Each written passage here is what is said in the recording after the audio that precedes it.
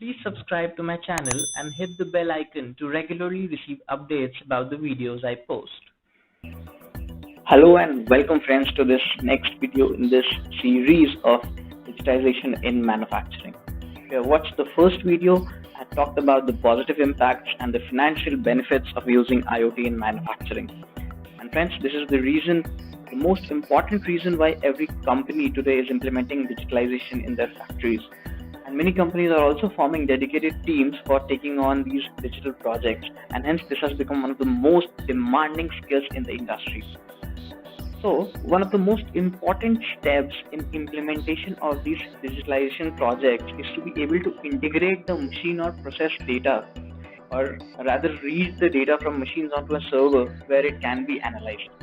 This is the most fundamental step, since once you have the data, only then you can perform advanced analytics and predictions to derive the complete advantage of digital. So now the question is, how can this system integration be done? How can all the machines communicate with each other, and how can we have all the data onto a central platform? So we are going to answer that in this video, but let's spend some time to understand the traditional connectivity setup. So I'll talk about this briefly, but if you want to understand the details, you can watch another video on my channel, which is on PLC and SCADA, and the link flashing on top. So coming back, to just give a recap. So in traditional connectivity, you have all the sensors, and there are different devices which communicate using protocols such as Profibus, Profinet, Ethernet, HART, Modbus, and many more.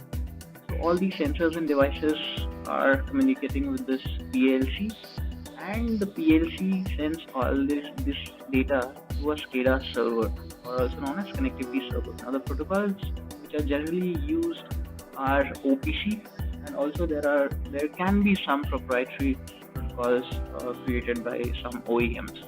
And then this server is connected through an Ethernet to PCs or HMI stations, which the operators use to control and monitor the process. In some cases, the HMIs also directly communicate with the PLC, but just to keep the architecture simple for explanation purposes, I have shown this architecture, and this is the most commonly used. Now let us look at some of the features of this traditional system, and also in this process, let's understand what are some of the challenges with this traditional system. OT data means operational technology data. It means the data that is coming in from sensors and devices on the field.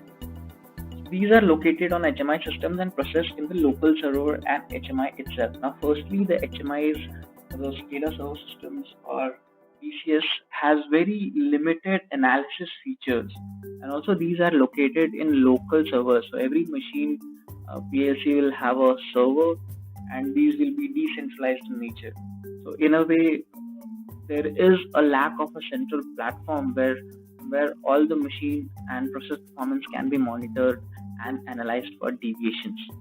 So what happens in manufacturing setups, especially in discrete industries, the different processes are discrete and isolated from each other, kind of decentralized. So maintenance in charge or managers don't have a central platform where they can monitor how all the machines have been operating. There is no single platform from where you can have a look at how all the machine is performing, how all the process parameters are. You need to go to individual machines and then have a look at those parameters, or generally it is done by operators who are dedicated there on the machines to kind of monitor the operating parameters. Third point is, as I said, there is a limited option for data analysis.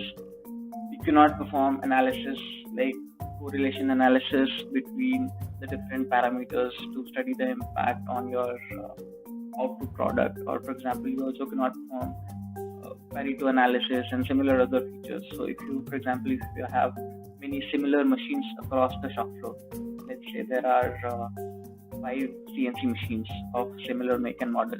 So at times it might make sense to do a benchmarking of how much the energy consumption of different machines is, how much is the specific energy consumption per unit of product that's being produced. So So such comparisons cannot be done if you don't have a centralized data. And then the last point is data for KPIs and reports are recorded manually in logbooks or Excels. This is a common view across all the factories if you have visited. So operators keep these logbooks in which they enter the production details, the downtime details, and whatever loss has been occurring in the system. Now, of course, these manual methods of data capturing are firstly inaccurate, and there are a lot of inconsistencies in the data being recorded. And then someone has to again key all those data in Excel files, which is a humongous task. Now, all these can be automated. You don't need to have dedicated resources in order to key in those details in Excel and record those data in logbooks. You can automatically extract data from PLCs and these processes and have these as reports. So with IoT coming in, we can very easily eliminate all of this manual work, and then of course machines can directly send this data, and with analytics capabilities, continuous data coming in from machine PLCs and sensors can be analyzed to predict if something is going to go wrong with the equipment, process, or product. So now the question is how this traditional connectivity setup has changed with IoT coming in, and how can this data from machine PLCs and sensors be integrated onto a central platform. So now what we see on the screen is the architecture that is being followed with IoT gateways, which is a very important enabler for all these digitalization projects. So industrial IoT gateway is a device which enables connectivity of sensors, devices, controllers, or PLCs to the IT infrastructure. So there are two sides to the IoT gateway as you see on screen. The below part is the OT side, which is operational technology, which consists of PLCs, sensors, remotes, and inputs and outputs. And then you have the IT side, where you have the IT infrastructure, where you have the server and cloud. So let's understand this step by step, how this IoT gateway is changing the traditional setup. So at a field level, we have different PLCs which are controlling different machines, and then you might also need to place some additional sensors in order to capture the machine data which is not being captured by the PLC. This can be used for making predictions or processing or for recording or monitoring the output quality of the product. And then there can be some remote IOs also, which are in far off locations, which can be communicated using GPRS. And then of course there can be many field protocols as well. Now, gateway is a device which has connectivity feature with all these protocols. So here I have only written Modbus, Profibus, serial, and input outputs, but there are gateways with dedicated features to communicate with almost all the protocols. So that is where the IoT gateway selection comes in. So you need to select IoT gateway as per your requirement. But that is one of the key features of gateways, that they can communicate with almost all the field protocols. And then in this IoT gateway, it's just like a small computer which houses some applications. There are applications which help you in data acquisition. There are libraries defined which can directly communicate using Modbus protocol or Profibus protocol or any other protocol.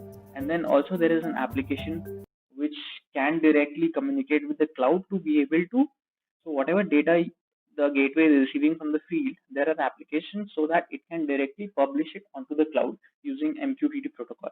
You can go on YouTube and search more details about the MQTT protocol, but very briefly speaking, MQTT is a protocol which is a very lightweight messaging protocol, and it is very much widely used for industry 4.0 and IoT.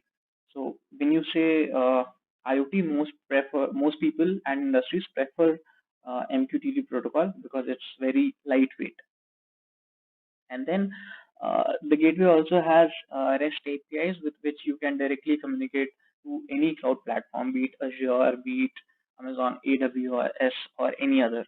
At the same time, this IoT gateway can also maintain communication with your SCADA systems. So this is a kind of a central interface which is seamlessly communicating with your field, cloud, and your SCADA systems also using Modbus. And if at all there is some data that is being entered in your SCADA system, for example, the recipe or some parameters operator entered by the operator, so those parameters also can be captured by this IoT gateway and then sent to a cloud, which is from where you can have a central platform.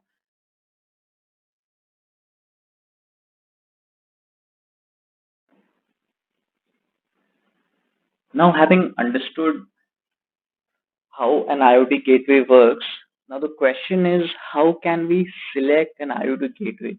When you go about or take a decision about using an IoT gateway, there are multiple gateways out there in the market, and you might end up getting confused on how do you select the most or the most optimum gateway for your purpose. So here in this slide, some I have four important characteristics which you can use in order to evaluate all the IoT gateways that are available in the market. So this you can understand it as a reference or guide for proper selection of the gateways. The first important aspect is the connectivity features that the gateway has. So when I say connectivity features, you should always look at what are the communication protocols that you need both on the OT side as well as IT side, because one single gateway might not be capable of communicating with all the protocols in the world. So depending on your application, depending on your machine, you might choose a gateway which serves your purpose. The second aspect is wireless connectivity. So you should also think whether you need your IoT gateway to communicate wirelessly or using wired mediums. So when I say wireless, there are gateways available which can communicate using 4G, Bluetooth, or Wi-Fi.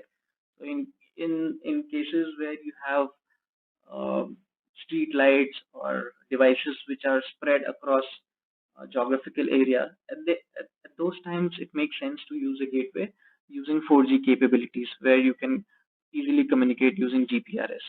But in manufacturing setups in closed environments, Wi-Fi can be used, or even wired Ethernet can be used to communicate with IoT gateways. Third aspect is types and numbers of inputs and outputs. So in addition to PLCs, if you need to communicate with sensors also, then you should think about the number of inputs and outputs that you might have on the field and accordingly match your requirements with the gateway features that is available. So there are different types of gateways offering analog input modules, digital input modules, or output modules. So that is also an aspect that you should consider. Also, there are gateways which have dedicated ports for taking inputs from camera feeds. So depending on whatever the requirement is, this is also an aspect that you should always consider. And then the last point in the connectivity feature to consider is what kind of output file format do you want the gateway to throw. So when we talk about the IoT gateway communicating with the cloud or sending data to the cloud, so or if you want the IoT gateway to communicate with a custom built application or an IT application, so the interface file format should be of which type, whether you want it in XML, JSON, CSV. So that is another thing that you should evaluate. Now coming to the second feature or characteristic is processing capability. You should always check the processor specifications in terms of what is the processing speed, how much is the RAM, and how much is the internal memory. Now, internal memory is very important aspect in when you are deciding IoT gateways, because you need to think what is the application size that you want to run in the IoT gateway and how much the data will be coming in. So accordingly, you need to select the processor of the IoT gateway, or rather, you should select IoT gateway with the suitable processor which suits your requirements. If you have a lot of if you have a big application and a lot of inputs outputs coming in, then a low configuration or that IoT gateway having low internal memory wouldn't suffice your purpose, right? So hence this is also an important aspect that you should consider. Third is ease of use. I think this is also one of the most important aspects, how comfortable you are with the configuration of that particular gateway, how easy it is to configure. So in this, many gateways have configuration methods. For example, many offer graphical user interface support, and many offer web-based configuration methods, and many of the gateways can also be configured using some dedicated languages. For example, it may be using command prompt or console languages, Debian or programming languages. So these are the different ways in which an IoT gateway can be configured. So depending on what configuration method you are comfortable with, you should choose a gateway. Second aspect is what is the operating system that the gateway runs. So there are gateways having operating system as Windows, Linux, and Debian. So depending on your comfort and the pricing, you can choose the appropriate operating system. The third aspect is application development. So if you want to run applications in the IoT gateway, or you want to develop certain applications or logics in the IoT gateway, then what languages are you comfortable with?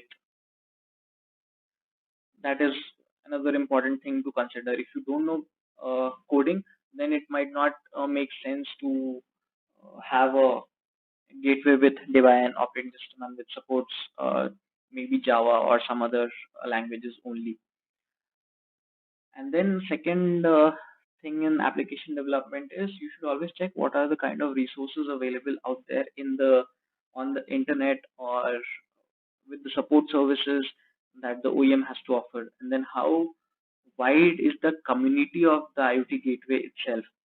For example, Moksha has a wide user base and it has a big support community. So if you want any application, you might go to GitHub and then find the appropriate applications. The last aspect is certifications for industrial usage. The gateway that you are procuring should have appropriate certifications, and also the ingress protection level, whether it is suitable for industrial use or not. So such aspects you should check, and then CUL or equivalent safety certification. These are some of the very basic certifications that one must have if you intend to use the gateways in manufacturing setups. So here there are a list of popular IoT gateways that are being used in the industry: Moksha, Advantech, Siemens, Avnet, Cisco, Dell. There are many, much more, but these are some of the most widely used and the ones having most useful features. But if you ask for a personal opinion, in my perspective, Moksha and Gateway are the most widely used gateways and the most useful gateways in my perspective. It's only my personal opinion because I have seen the features of these devices and I have personally used them in a lot of projects. And what I have seen is the why these two gateway devices are my favorite is because it supports wide variety of connectivity features. It has a wide variety of protocol converters available, so you can convert any protocol to any protocol using these gateways. And then they are easy to configure. It has graphical user interface, so I'm not very keen on unnecessarily programming or writing codes. So Moksha in that case or Advantech is very user friendly. You have a web user interface where you can configure your inputs and outputs and also do your cloud configurations using a web interface, GUI interface only. And then last aspect is from a affordability perspective. So these are not priced very high, but these are very competitively priced, I would say. So these are very affordable. So let us now apply what we have learned so far through a case study. So the case in point here is we have a CNC machine shop, and for just simple explanation purposes, here in the diagram we have shown only two CNC machines, and there are dedicated PLCs for each CNC machine. The PLC 1 for CNC machine 1 and CNC machine 2 has machine PLC 2. And then the problem statement is very much in line with the challenges that we talked about in the starting of the video. But again, just to reiterate, the problems what the manager of this factory is facing. A lot of time is being spent in manually recording the availability and overall equipment effectiveness, that is OEE of the machines. And then what the manager is saying that the manual recording in logbooks are subject to manual errors and inconsistencies. And thirdly, there is a lack of accurate data for analysis of parameters. So managers generally create reports and do regular analysis for regular improvements. So he also wants to have a daily view of daily manpower productivity. He wants to optimize the lifetime of the cutting tool.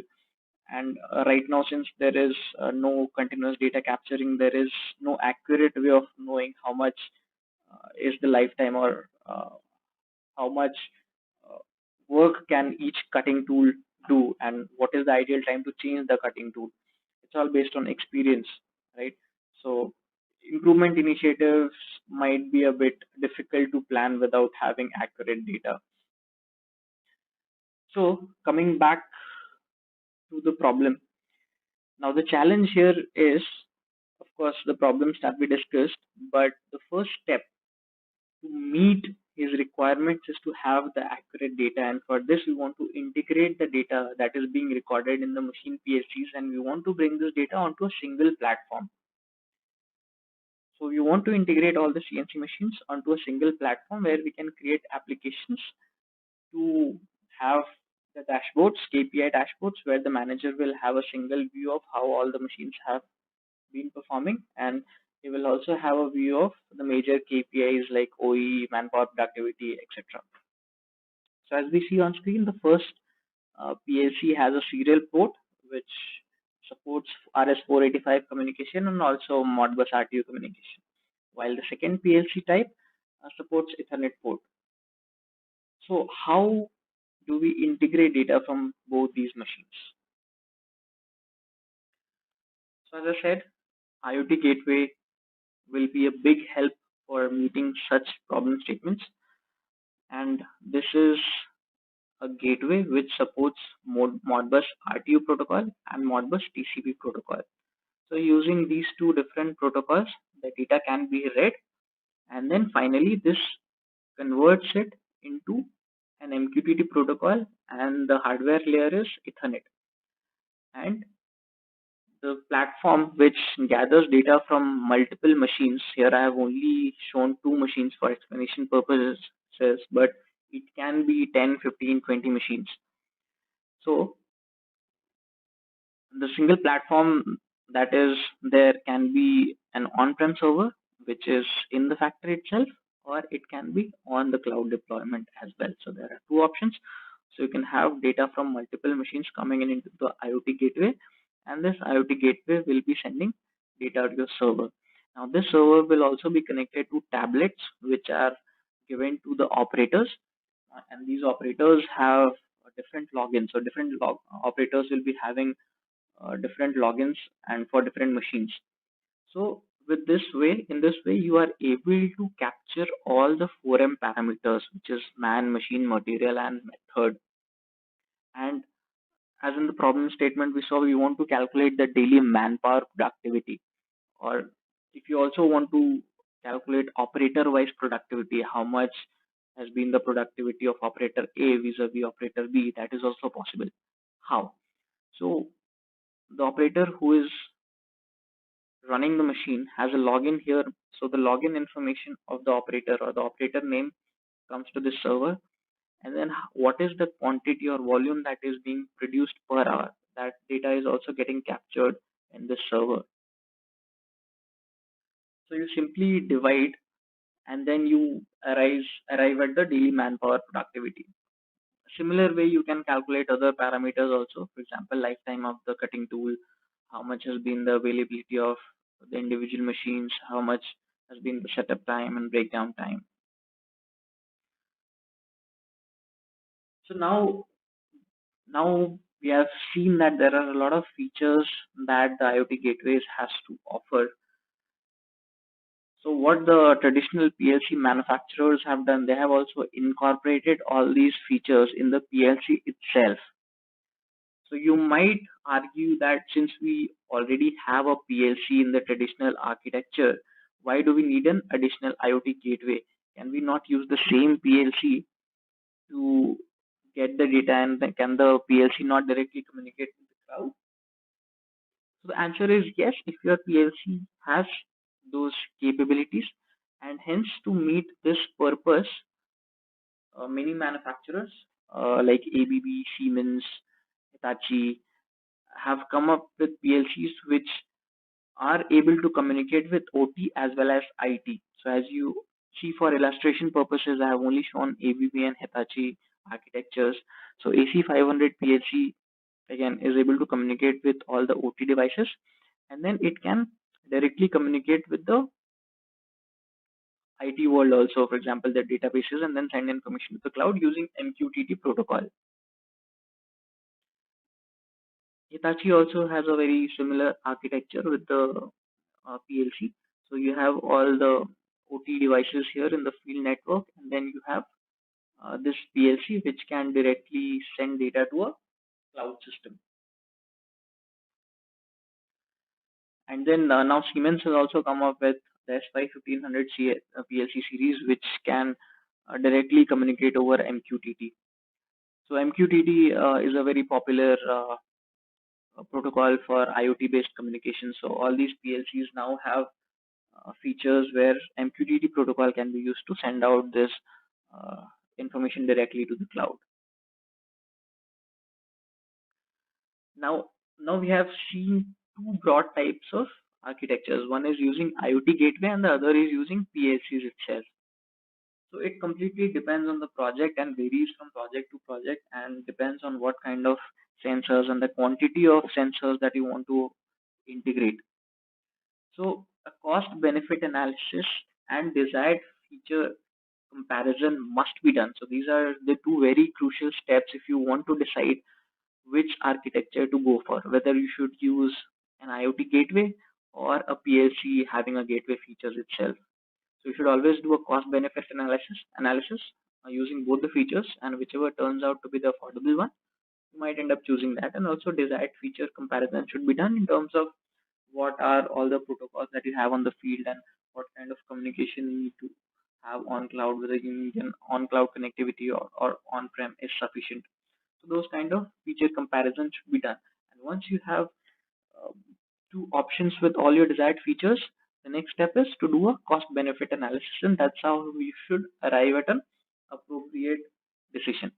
However, in my experience, when you have a large scale project, then PLC with gateway features turns out to be more affordable.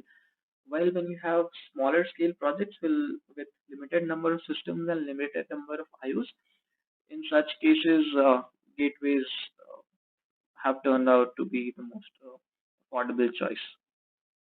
So that's basis my experience, but then I would suggest you to do a cost benefit analysis for every project that you take up. So that's all in this. If you have any questions, feel free to post it in comments.